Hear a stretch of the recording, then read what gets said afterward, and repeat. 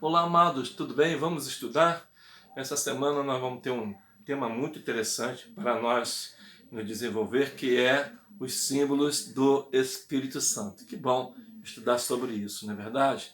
Entretanto, nós estudamos na primeira lição sobre a apresentação do Espírito Santo. Quando ele vem, ele paira sobre as águas e coloca ordem no caos ali, e depois nós falamos ali do que entendemos que Deus estava querendo ter comunhão com sua criação através do Espírito Santo. Depois nós falamos, a segunda lição, sobre o Consolador, o Espírito Santo como o Consolador.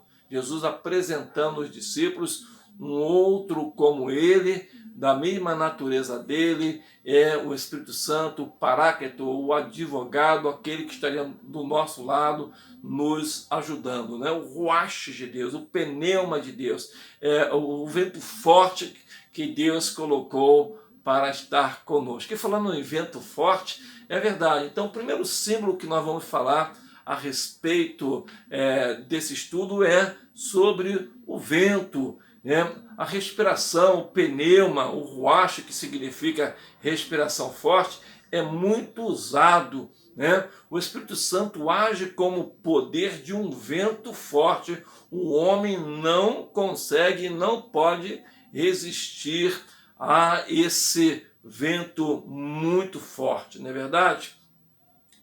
Em João 20, 22, diz que depois, quando Jesus enviou seus discípulos para a obra, soprou sobre eles e disse-lhes: recebei o Espírito Santo. Depois, quando o Espírito Santo desceu no dia do Pentecostes, foi acompanhado pelo som como de um vento impetuoso e encheu toda a casa onde estavam assentados os discípulos. Atos 2, verso 2. Então, quer dizer, o primeiro símbolo que nós estudamos fala sobre um vento impetuoso e que desceu sobre os discípulos, ali inaugurando, né, a igreja, inaugurando o caminho da graça, o caminho da igreja. Atos dos Apóstolos, ele é um livro que fala, né, o que Jesus fazia lá nos evangelhos, agora ele faz através do Espírito Santo, através da igreja. Então o vento, primeiro, algo mais interessante foi o vento impetuoso que desceu e ali entrou e ali envolveu todos os discípulos. O segundo é interessante também, o segundo símbolo é a pomba. Isso, quando Jesus estava sendo batizado por João Batista, o Espírito Santo desceu sobre ele em forma corpórea, como uma pomba, está em Lucas 3, 22. Desde então a pomba se tornou o símbolo universal do Espírito Santo. Como crente cheio do Espírito Santo, precisamos demonstrar as características do símbolo da pomba. A pomba representa amor, a pomba representa graça, a pomba representa pureza. Tanto em Oséias 7, 11, como Mateus 10, 16, fala que nós devemos ser simples como a pomba, ou ingênuos como a pomba, como está escrito lá em Oséias, lá 7, verso 11.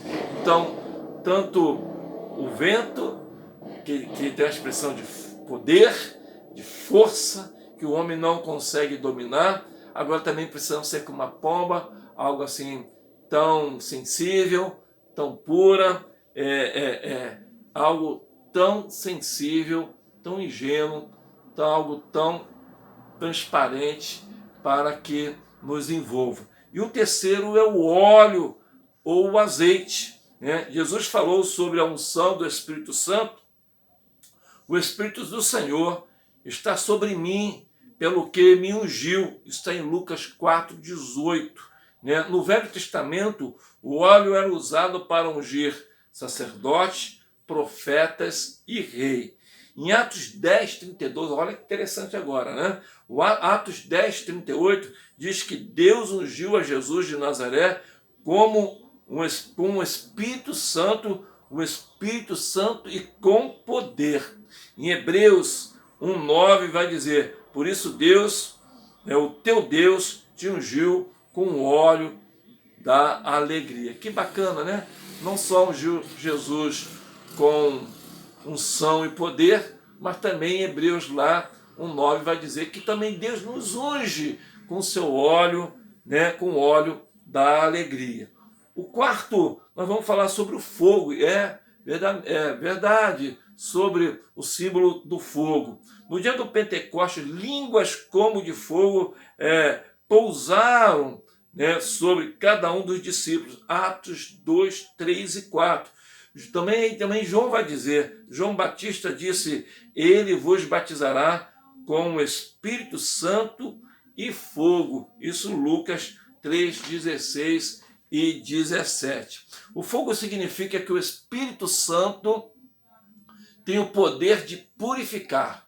Ele convence do pecado e do juízo e queima tudo dentro de nós que não está em conformidade com a vontade de Deus. Oh, isso é sério, nisso. O Espírito Santo agora como fogo, ele age dentro de nós, ele combate o pecado que está dentro de nós, né? E também dá a nossa consciência que nós estamos certos e quando nós estamos errados, e queima tudo, né, que não está em conformidade com a vontade de Deus. Por isso, nós precisamos ser cheios do Espírito Santo, cheios da presença de Deus, para que nós possamos compreender a vontade de Deus dentro de nós. O quinto é interessante, é água vivas, é o símbolo do Espírito Santo agora como água viva, né? Jesus usou este símbolo dizendo, quem crê em mim, como diz a Escritura, as Escrituras,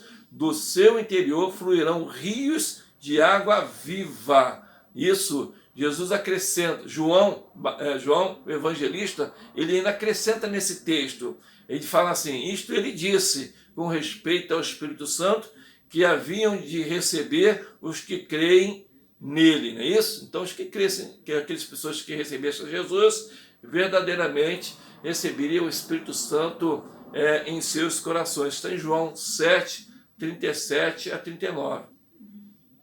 Jesus falou a mesma coisa para a mulher samaritana, em João 4, 14.